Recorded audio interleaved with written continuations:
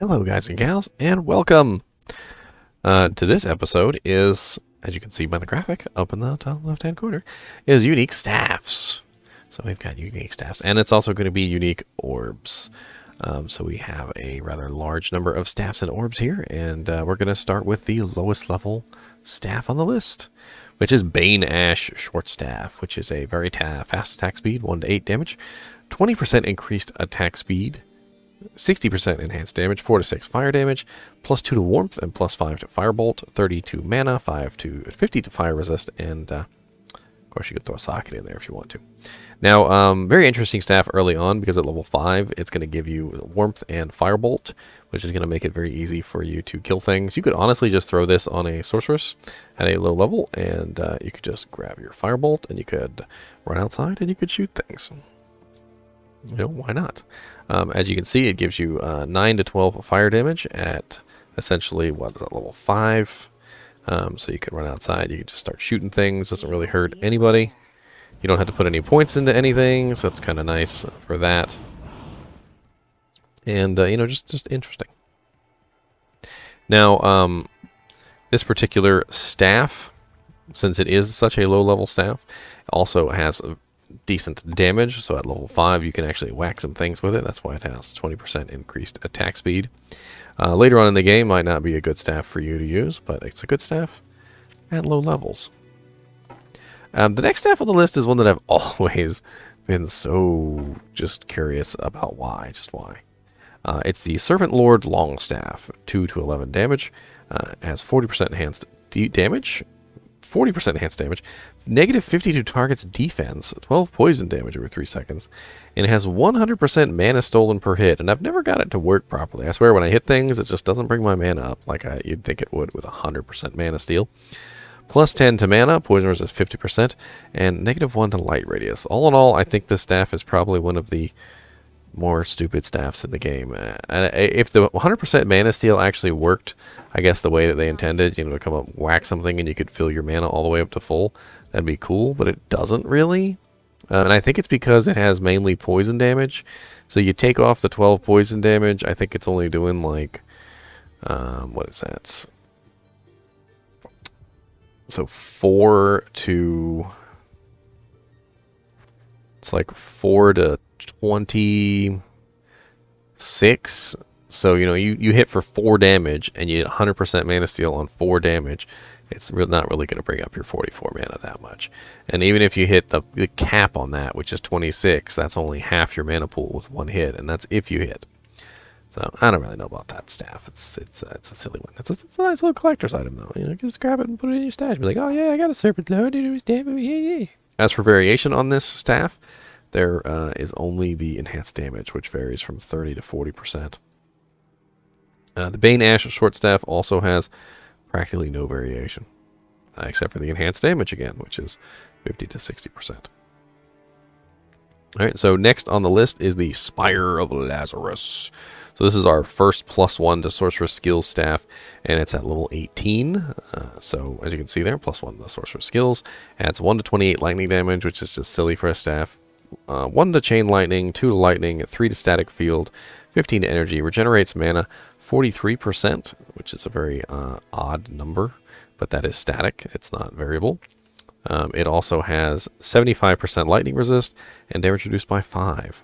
As for variance on this, there practically is none. All those skills are going to be fairly useful to a lightning sorceress, so if you are a lightning sorceress, might be a good staff to grab early on, especially since static field can be very effective versus pretty much any monster you come across, and then lightning and chain lightning also very nice to have pluses too. And then the +1 to all sorcerer skills is going to help you out with everything, like your, you know, your frozen armor if you're building that, and you know, maybe whatever other skills you're going to get from the other trees. All right, so next on the list is the Salamander Battle Staff.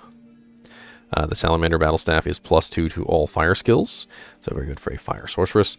Adds 15 to 32 fire damage, +1 to firewall, +2 to fireball, and +3 to warmth. So as you can see, a very interesting staff for fire sorceresses. Fire resist 30% as well. This staff has no variation whatsoever. You're going to find it in the same state no matter what. The Spire of Lazarus also has no variation.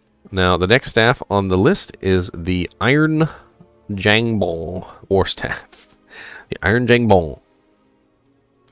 Has 24 to 56 damage, which is actually really high for a staff. Plus 2 to sorceress skills, 20% faster cast rate, 100% enhanced damage, 50 bonus to attack rating, 50% bonus to attack rating. So they want you to hit things with this. Plus 2 to Nova, plus 2 to Blaze, and plus 3 to Frost Nova. These do not vary. It also has plus 30 to defense. So again, they want you to get in there and whack stuff. I don't know. It's a whacking staff. Alright, so next on the list is the Razorswitch Joe Staff, and that is the first of our Nightmare variants. This one is plus 1 to all skill levels, 30% faster cast rate, 80 to life, 175 to mana, which is pretty ridiculous. All resistances plus 50. Magic damage reduced by 15. Attacker takes damage of 15. And, of course, you know, all the staffs have 50% damage to undead. Now, this staff has no variants. It's practically it's the same no matter what you find it. Nothing varies, not the plus 1 to all skills, not the life, not the mana, not the all resists. So very interesting staff to find and put on. It's not going to be as specifically built toward a particular build like the Spire of Lazarus, the gnarled staff, but a very interesting staff nonetheless. Next on the list is our Ribcracker Quarterstaff. As you can see by the Ribcracker's stats, very much so a staff they want you to be beating people with. I don't know why they want you to beat people with staffs, but here you go. Now, granted, all these staffs can be used, with the exception of the orbs, by the way, can all be used by any character.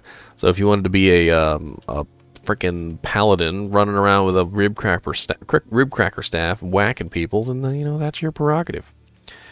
This staff has 60 to 162 damage, which is pretty ridiculous with a strength requirement of only 25 at level 31. I'm not really sure why this staff has such high damage. It's more damage than a lot of weapons that I've used that are two-handed. And 50% increased attack speed, so it's going to attack really fast. 50% faster hit recovery, so they really want you to get in there and fight. 276% enhanced damage, which does vary between 200 to 300%, which is going to have a huge effect on the amount of damage this thing deals. 50% damage to undead, which actually matters. 50% chance of crushing blow, so amazing percent chance of crushing blow there. Since this is the first item that we've talked about on the staffs that has crushing blow. I have covered this on previous videos, but basically what crushing blow is in a nutshell is it does a percentage base damage to the target of 25%. Based on the monster's current HP, not their maximum HP. And it's 12.5% for bosses. So, for instance, if a boss had 100 health and this triggered, it would take off 25 health right off the bat. If you had 1,000 health, it would take off 250. If he had 1 million health, it would take off 250,000 health, etc. And of course, it diminishes because it is on their current HP. So as their current HP goes down, the damage goes down as well. It also has 100% enhanced defense, which is just weird, plus 100 to your defense, and 15 to dexterity. So again, like I said, get in there and smack people with its staff. Go ahead and smack them. Just smack. Build yourself a melee source. Go ahead, put this on an enchant sorceress. Just go ahead and start whacking things. It'll work. It'll work out. All right, so next on our list is the Chromatic Ire. The Chromatic Ire Cedar Staff. This is a plus 3 to sorceress skill levels, 20% faster cast rate, plus 1 to cold, lightning, and fire mastery. None of that varies. It's going to be the same no matter what. Now, the increases maximum life varies between 20 to 25%. The all resistance is 20, varies between 20 to 40. The attacker takes damage of lightning is static, and of course, always has damage to undead there. Now, very interesting staff all around because with plus 3 to sorceress skills and then plus to masteries and then also the maximum life and the all resistances, just a very attractive looking staff nonetheless. Now, of course, you have to give up a shield to be able to use a two-handed staff like this, but I like the stats on that. The bonus to your health, the all resistances, the masteries, the plus 3 to sorc skills. So you're talking about basically plus 4 to all of your masteries, which is pretty cool. So if you were a sorceress who was building all 3 masteries, which is a thing, you know, you would have a very nice time with this staff. All right, so next on the list we have the Warspear Gothic staff, which is here. +3 to sorceress skill levels and ITD, so they want you to beat things with this staff. +3 to energy shield, again, goes along with the beating things. +3 to teleport and +3 to telekinesis. 250 defense versus missile, so a very a weird staff. +3 to sorc skills could be used by anybody, but of course, you know, +6 to energy shield is very nice there. Most people don't really care about the plus to teleport or the plus to telekinesis, so that's really up to you. And I don't think the plus to telekinesis helps energy shield's absorption. They have to be points put directly into telekinesis. Very odd staff. I mean, ITD, I guess you could just run up and whack things every now and then just for fun. The last staff on the Nightmare list is the Skull Collector Rune Staff, and as you can see, it has a special graphic here. The Skull Collector Rune Staff is a 2 to all skills staff with increases maximum mana 20%. It has +20 to mana after each kill, which actually is decent. It also has 1 to 99 chance of better magic items depending on the character's level. So I'm currently level 91. As you can see, it's 91 magic find. So at level 41, when you put this on, it'll be 41% magic find. It also gives 50% damage to undead, which, you know, whatever. The interesting thing about this staff is the maximum mana, I think. So you could really build a very high mana build with this. You know, you could stack on like Frostburn gauntlets and Soges and, you know, like belts that give maximum mana and everything, and you could beef your maximum mana up to ridiculous proportions. Of course, if you're going to go with energy shield, maybe you'd go with the Warspear anyway. Energy shield does cap out at its I think it's at 95%. So there is a point at which no plus to skills is really going to help energy shield. So I don't know. All right, next on the list are the Hell Staffs, and there's only 2 Hell Staffs. There is Ondal's Wisdom Elder Staff, which is and that one is +4 to all skills, 45% faster cast rate, so pretty amazing faster cast there. Of course, they have to make up for the fact that you're using 1 item instead of 2, so if you were to use one of these, for instance, here, and then you could have a faster cast shield, it's got to make up for the fact that you're losing that slot. So 4 to all skills, 45% faster cast, 550 to your defense, 50 to energy, magic damage reduced by 8, and 5% experience gained. Very interesting there. Could be a good level up staff. All right, and then last on the list is an item that I think Mr. Llama has still yet to find. It is a Mang Song's Lesson Archon Staff with +5 to all skills, 30% faster cast rate, -15% to enemy lightning resistance, -15% to enemy fire resistance, -15% to enemy cold resistance, and then regenerate mana 10%. So a very interesting staff there with +5 to all skills.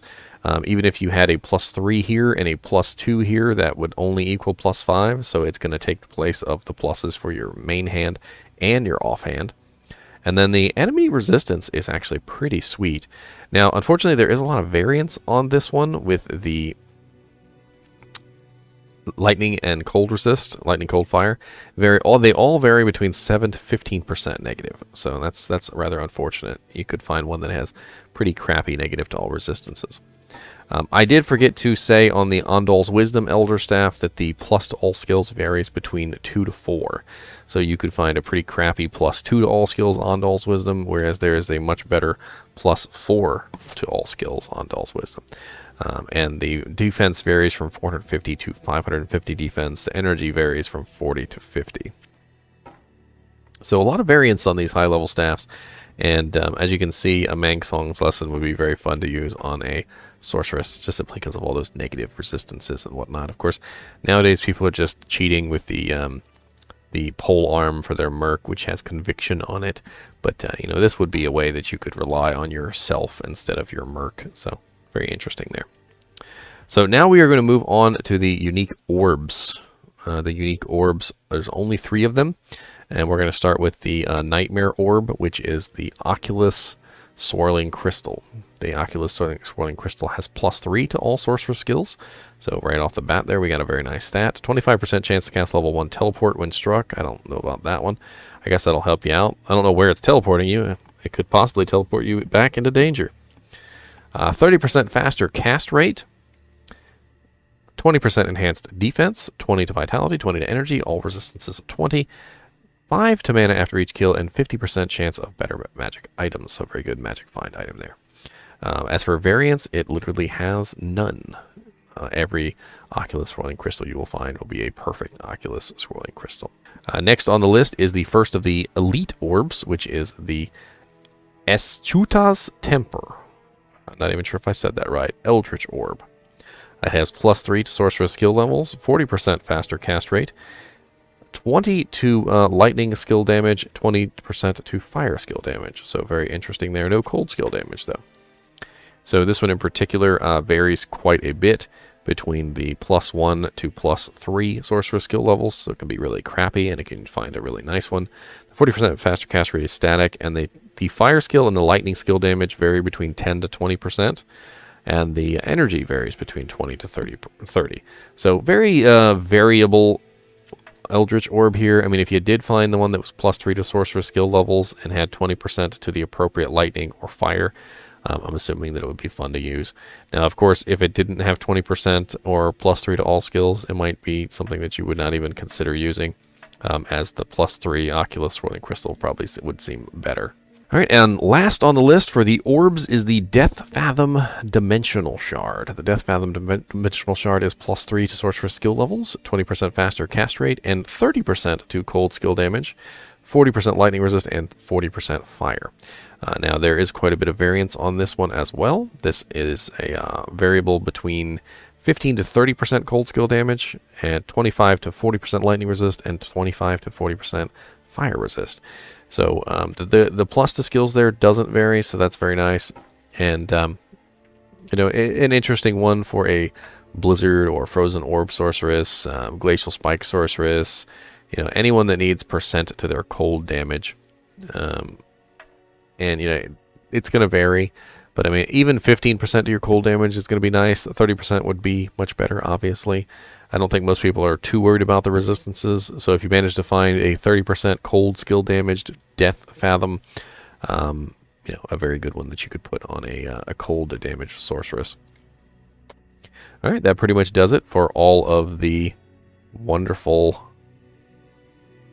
sorceress staffs and orbs. If you want to find these, as I've said before in previous videos, definitely take a look down in the description. I have links to Magic Find videos, as well as links to things like the treasure class, the area levels, as well as a handy little graphic that you can reference. Thanks for watching, and I hope to see you again.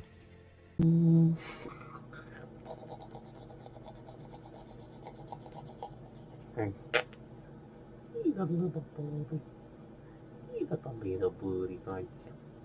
Look at the cute little booties. Really cute.